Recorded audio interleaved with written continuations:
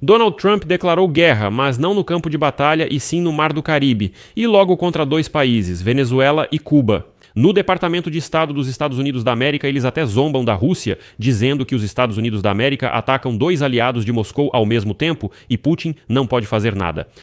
Destroyers americanos iniciaram uma caçada aos petroleiros da Frota das Sombras, apreendendo navios e confiscando suas cargas. E os ditadores em Caracas e Havana, em pânico, ligam para Moscou, mas em Moscou respondem que estão muito preocupados, mas não podem ajudar em nada. Qual é a questão? O petróleo venezuelano não chega mais a Cuba? Assim, os Estados Unidos da América resolvem dois problemas de uma vez. Porque sem o petróleo venezuelano, Cuba não sobrevive, e o regime de Nicolás Maduro na Venezuela não sobrevive sem o apoio de Cuba. Vou explicar tudo neste episódio. A Ilha da Liberdade, como é chamada, está à beira de uma revolta por fome e de um apagão total. Por isso, neste episódio vamos discutir por que Marco Rubio chama isso de Operação Dois Coelhos com uma cajadada só, e toda essa perseguição aos petroleiros da Venezuela.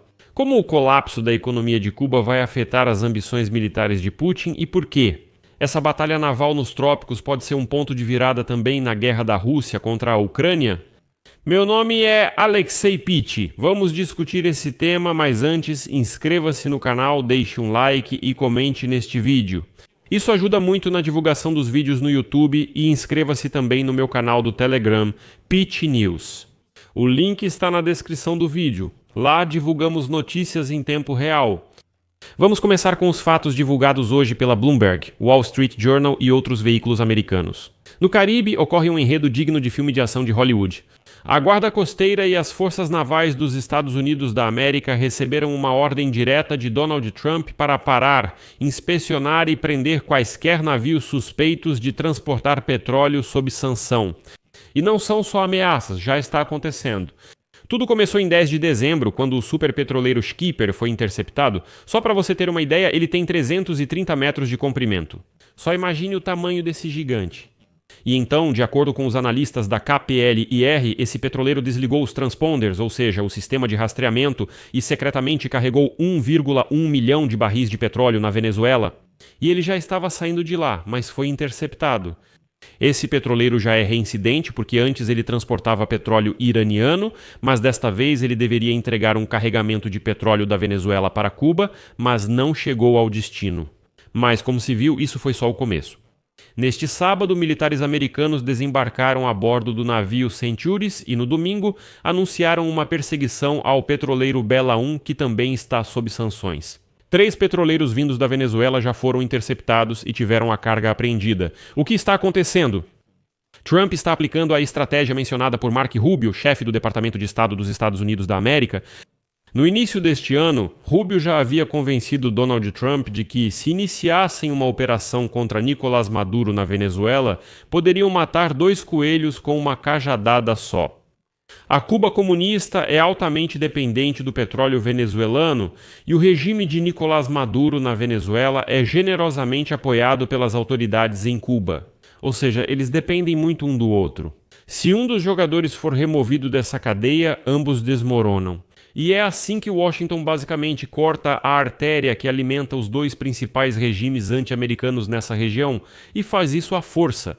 Esse é um bloqueio naval que, eu acho, o mundo não via desde a crise dos mísseis de Cuba nos anos 60, porque isso é mortalmente perigoso para os aliados do ditador Vladimir Putin. A questão é que a economia de Cuba é como um zumbi, que só sobrevive graças à dependência do petróleo da Venezuela.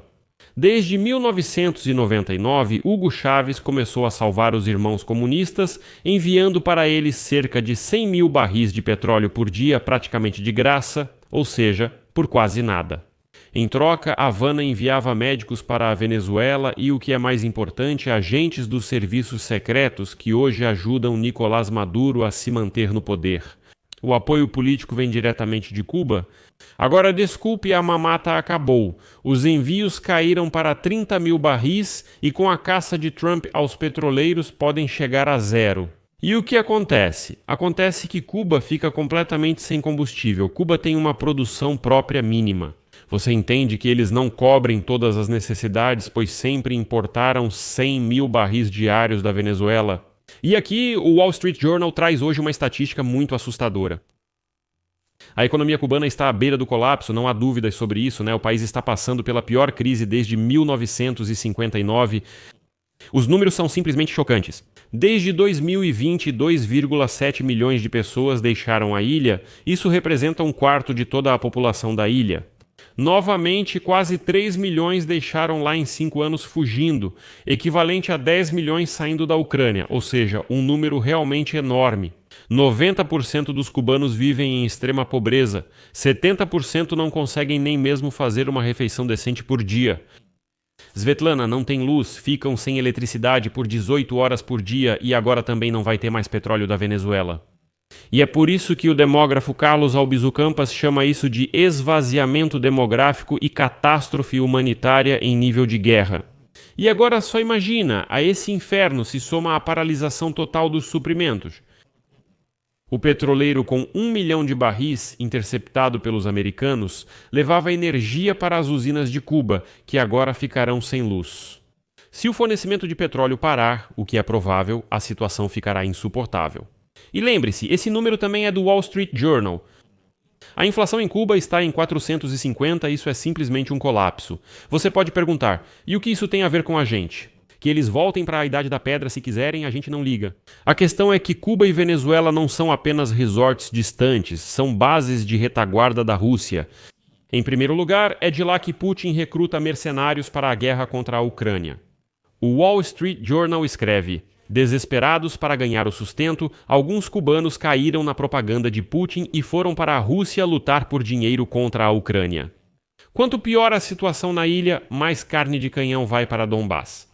Se o regime cair, o fluxo de mercenários mudará. Em segundo lugar, a Rússia investiu bilhões de dólares para apoiar Nicolás Maduro e os comunistas cubanos, a fim de ter bases militares e centros de inteligência bem perto dos Estados Unidos da América. Trump está atacando esses investimentos agora, e se Cuba cair, Putin terá que mandar dinheiro e petróleo para lá urgentemente, coisas que ele mesmo não tem muito por causa da guerra contra a Ucrânia, ou então perderá sua influência. Todo o hemisfério ocidental, incluindo Cuba e Venezuela, está sendo atingido ao mesmo tempo. Vai ser uma luta longa, mas mesmo assim, cada dólar que o Kremlin gastar para salvar Maduro ou Havana é um dólar que não vai para a produção de mísseis para atacar a Ucrânia. Ou seja, os Estados Unidos da América estão esgotando os recursos da Rússia ao criar uma crise distante para ela.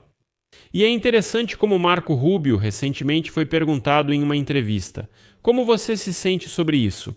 Lá, Sergei Lavrov, chefe do Ministério das Relações Exteriores da Rússia, afirmou que a Rússia certamente reagirá às ações dos americanos na Venezuela. Marco Rubio disse, parafraseando: vocês acham mesmo que os russos podem influenciar a situação na Venezuela? Além de mostrar preocupação, brincando, olhando para a câmera, ele diz: Sergei Lavrov, você vai ver isso. Feliz Natal, querido, é melhor não se meter aqui, esse lugar não é para você. No fim, o bloqueio no Caribe soa como aviso aos aliados da Rússia. Vocês serão os próximos? Embora os Estados Unidos da América estejam resolvendo outras questões na região, hoje param navios-tanque para Cuba e amanhã podem cortar o oxigênio, por exemplo, para a frota sombra da Federação Russa no Báltico. Ou então quando eles vão atrás da Índia. E, a propósito, ontem o senador republicano Lindsey Graham já pediu para Trump também apreender os navios-tanque russos com petróleo, assim como os venezuelanos. E agora, como se diz, estão tirando uma das pernas da cadeira do eixo global Moscou-Teherã-Caracas. O colapso econômico de Cuba pode causar uma revolução que eliminará os aliados de Putin para o oceano. Isso será uma ótima notícia para a Ucrânia. Por isso, continuamos observando atentamente o que acontece aparentemente no distante hemisfério ocidental. Aqui vou colocar reticências. Deixe sua opinião e suas conclusões nos comentários deste episódio, inscreva-se no canal, ative o sininho e não se esqueça de deixar o seu like. Amigos, se este episódio foi interessante ou útil para vocês, podem agradecer ao trabalho deste canal do YouTube com uma doação ou uma assinatura paga pelos links e dados fornecidos. Na descrição do vídeo diz: apoie o canal Alexei Petty. Escolha o formato mais conveniente para você. Agradeço qualquer apoio. É isso, cuidem-se. Até mais a todos.